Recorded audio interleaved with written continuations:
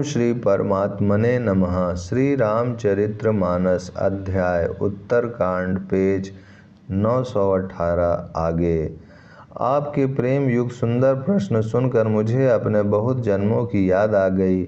मैं अपनी सब कथा विस्तार से कहता हूँ। हे तात, आदर सहित मन लगाकर सुनिए।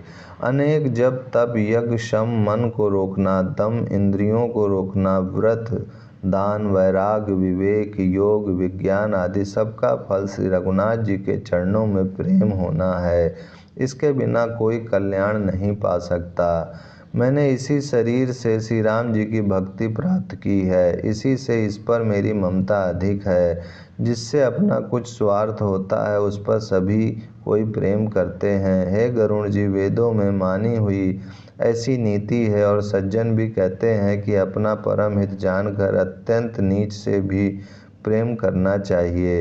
रेशम कीड़े से होता है, उससे सुंदर रेशमी वस्त्र बनते हैं। इसी से उस परम अपवित्र कीड़े को भी सब कोई प्राणों के समान पालते हैं।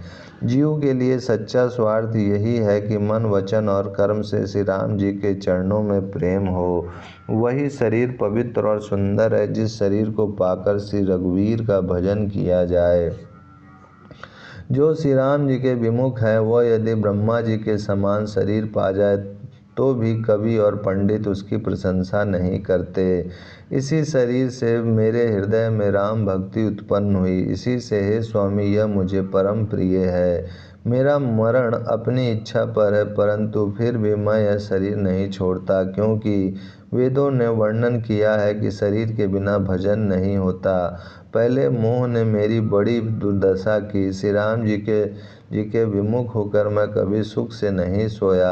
अनेकों जन्मों में मैंने अनेकों प्रकार के योग जप तप यज्ञ और दान आदि कर्म किए। हे गरुण जी, जगत में ऐसी कौन योनि है जिसमें मैंने बार बार घूम फिर कर जन्म न लिया हो।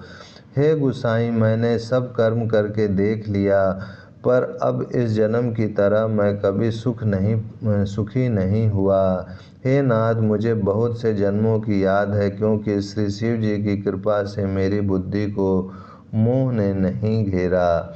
हे पक्षीराज, सुनिए, अब मैं अपने प्रथम जन्म के चरित्र कहता हूँ, जिन्हें सुनकर प्रभु के चरणों में प्रीति उत्पन्न होती है, जिससे सब कलेश मिट जाते हैं। हे प्रभु, पूर्व के कल्प में पापों का मूल युग कलयुग था, जिसमें पुरुष और स्त्री सभी अधर्म परायण और वेद के विरोधी थे। उस कलयुग में मैं अयोध्यापुरी में जाकर शूद्र का शरीर पाकर जन्मा। मैं मन वचन और कर्म से शिव जी का सेवक और दूसरे देवताओं की निंदा करने वाला अभिमानी था। मैं धन के मद से मतवाला, बहुत ही बकवादी और उग्र बुद्धि वाला था। मेरे हृदय में बड़ा भारी दंभ था। यद्यपि मैं श्री रघुनाथ जी की राजधानी में रहता था, तथापि मैंने उस समय उसकी महिमा कुछ भी नहीं जानी। अब मैंने अवध का प्रभाव जाना। वेद शास्त्र और पुराणों ने ऐसा गाया है कि किसी भी जन्म में जो कोई भी अयोध्या में बस जाता है वह अवश्य श्री राम जी के परायण हो जाएगा। अवध का प्रभाव जीव तभी जानता है जब हाथ में धनुष धारण करने वाले श्री राम जी उसके हृदय में निवास करते हैं। हे गरुण जी, वह कली काल बड़ा कठिन था। उसमें सभी नर नारी पाप परायण पापों में लिप्त थे। कलयुग के पापों ने सब धर्मों को ग्रस लिया। सद्ग्रंथ लुप्त हो गए। दंभियों ने अपनी बुद्धि से कल्पना कर करके बहुत से पंथ प्रकट कर दिए। सभी लोग मोह के वश हो गए। शुभ कर्मों को लोभ ने हड़प लिया। हे ज्ञान के भंडार, हे श्री हरि के वाहन, सुनिए, अब मैं कली के कुछ धर्म कहता हूँ। कलयुग में ना वर्ण धर्म रहता है, ना चारों आश्रम रहते हैं। सब पुरुष स्त्री वेद के विरोध में लगे रहते हैं। ब्राह्मण वेदों के बेचने वाले और राजा प्रजा को खार डालने वाले होते हैं। वेद की आज्ञा कोई नहीं मानता। जिसको जो अच्छा लग जाए वही मार्ग है। जो डींग मारता है वही पंडित है। जो मिथ्या आरंभ करता आडंबर रचता है और जो दंभ में रत है उसी को सब कोई संत कहते हैं। जो जिस किसी प्रकार से दूसरे का धन हरण कर ले वही बुद्धिमान है। जो दंभ करता है वही बड़ा आचारी है। जो झूठ बोलता है और जो हंसी दिल लगी करना जानता है, कलयुग में वही गुणवान कहा जाता है। जो आचारहीन है और वेद मार्ग को छोड़े हुए है, कलयुग में वही अज्ञानी और वही वैराग्यवान है। जिसके बड़े बड़े नख और लंबी लंबी जटाएं हैं, वही कलयुग में प्रसिद्ध तपस्वी है। जो अमंगल वेश और अमंगल भूषण धारण करते हैं और भक्ष्य अभक्ष्य खाने योग्य और ना खाने योग्य सब कुछ खा लेते हैं, वे ही योगी हैं, वे ही सिद्ध हैं और वे ही मनुष्य कलयुग में पूज्य हैं।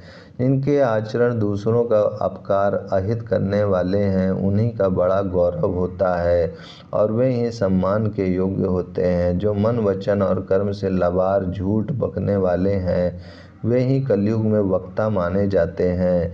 हे गोसाई, सभी मनुष्य स्त्रियों के विशेष वश में हैं और बाजीगर के बंदर की तरह उनके नचाए नाचते हैं। ब्राह्मणों को शूद्र ज्ञान उपदेश करते हैं और गले में जनेऊ डालकर कुत्सित दान लेते हैं। सभी पुरुष काम और लोभ में तत्पर और क्रोधी होते हैं। देवता ब्राह्मण वेद और संतों के विरोधी होते हैं। अभागिनी स्त्रियां गुणों के धाम सुंदर पति को छोड़कर पर पुरुष का सेवन करती हैं। सुहागिनी स्त्रियां तो आभूषणों से रहित होती हैं, पर विधवाओं के नित्य नए श्रृंगार होते हैं। शिष्य और गुरु में बहरे और अंधे का सा हिसाब होता है। एक शिष्य गुरु के उपदेश को सुनता नहीं, एक गुरु देखता नहीं, उसे ज्ञान दृष्टि प्राप्त नहीं है। जो गुरु शिष्य का धन हरण करता है पर शोक नहीं हरण करता, वह घोर नरक में पड़ता है। माता पिता बालकों को बुलाकर वही धर्म सिखलाते हैं जिससे पेट भरे। स्त्री पुरुष ब्रह्म ज्ञान के सिवा दूसरी बात नहीं करते, पर वे लोभवश कौड़ियों बहुत थोड़े लाभ के लिए ब्राह्मण और गुरु की हत्या कर डालते हैं। शूद्र ब्राह्मणों से विवाद करते हैं और कहते हैं कि हम क्या तुमसे कुछ कम हैं। जो ब्रह्म को जानता है वही श्रेष्ठ ब्राह्मण है। ऐसा कहकर वे उन्हें डांट कर आंखें दिखलाते हैं। जो पराई स्त्री में आसक्त, कपट करने में चतुर और मोह द्रोह और ममता में लिपटे हुए हैं, वे ही मनुष्य अभेदवादी ब्रह्म और जीव को एक बताने वाले ज्ञानी हैं। मैंने उस कलयुग का यह चरित्र देखा। वे स्वयं तो नष्ट हुए ही रहते हैं, जो कहीं सन्मार्ग का प्रतिपालन करते हैं उनको भी वे नष्ट कर देते हैं। जो तर्क करके वेद की निंदा करते हैं, वे लोग कल्प कल्प भर एक एक नरक में पड़े रहते हैं। तेली कुम्हार चांडाल भील कोल और कलवार आदि जो वर्ण में नीचे हैं, स्त्री के मरने पर अथवा घर की संपत्ति नष्ट हो जाने पर सिर मुड़ाकर सन्यासी हो जाते हैं। वे अपने को ब्राह्मणों से पुजवाते हैं और अपने ही हाथों दोनों लोग नष्ट करते हैं। ब्राह्मण अपड़ लोभी कामी आचारहीन मूर्ख और नीची जाति की व्यभिचारिणी स्त्रियों के स्वामी होते हैं। शूद्र नाना प्रकार के जप तप और व्रत करते हैं तथा ऊंचे आसन व्यास गद्दी पर बैठकर पुराण कहते हैं। सब मनुष्य मनमाना आचरण करते हैं। अपार अनीति का वर्णन नहीं किया जा सकता। कलयुग में सब लोग वर्ण संकर और मर्यादा से च्युत हो गए। वे पाप करते हैं और उनके फलस्वरूप दुख भय रोग शोक और प्रिय वस्तु का वियोग पाते हैं। वेद सम्मत तथा वैराग्य और ज्ञान से युक्त जो हरि भक्ति का मार्ग है, मोहवश मनुष्य उस पर नहीं चलते और अनेकों नए नए पंथों की कल्पना करते हैं। सन्यासी बहुत धन लगाकर घर सजाते हैं, उनमें वैराग्य नहीं रहा, उसे विषयों ने हर लिया। तपस्वी धनवान हो गए और गृहस्थी दरिद्र। हे तात, कलयुग की लीला कुछ कही नहीं जाती। कुलवती और सती स्त्री को पुरुष घर से निकाल देते हैं और अच्छी चाल को छोड़कर घर में दासी को ला रखते हैं। पुत्र अपने माता पिता को तभी तक मानते हैं जब तक स्त्री का मुंह नहीं दिखाई पड़ा। जब से ससुराल प्यारी लगने लगी, तब से कुटुंबी शत्रु रूप हो गए। राजा लोग पाप परायण हो गए, उनमें धर्म नहीं रहा। वे प्रजा को नित्य ही बिना अपराध दंड देकर उसकी विडंबना दुर्दशा किया करते हैं।